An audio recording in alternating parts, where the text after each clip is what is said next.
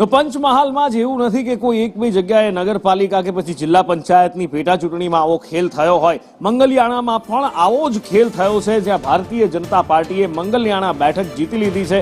કોંગ્રેસ, આમ આદમી પાર્ટી સહિત 3 ઉમેદવારોએ ફોર્મ પાછા ખેંચી લીધા છે. શહેરા તાલુકા પંચાયતની આ પેટા ચૂંટણી હતી અને દેવેન્દ્ર પગી બિનહરીફ જીતી ગયા છે. ભારતીય જનતા પાર્ટી એવી તો કઈ છડી ફેરવે છે કે ન માત્ર કોંગ્રેસ પણ આમ આદમી પાર્ટીના પણ ઉમેદવારો અને બીજા જે સ્થાનિક જે પક્ષો હોય એના ઉમેદવારો ઉભા રહ્યા હોય એ પણ ફોર્મ પાછા ખેંચી રહ્યા છે અને ભારતીય જનતા પાર્ટીના ઉમેદવારો બિનહરીફ જીતી રહ્યા છે.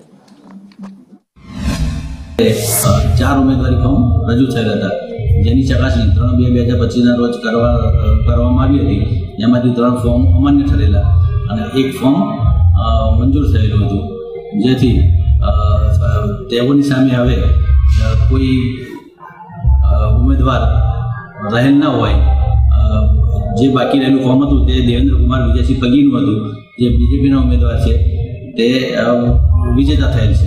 અમારા ભારતીય જનતા પાર્ટીના ઉમેદવાર બિનહરીફ ચૂંટાયેલા જાહેર થયા છે અને આ પ્રસંગે અમે ગુજરાતના મુખ્યમંત્રી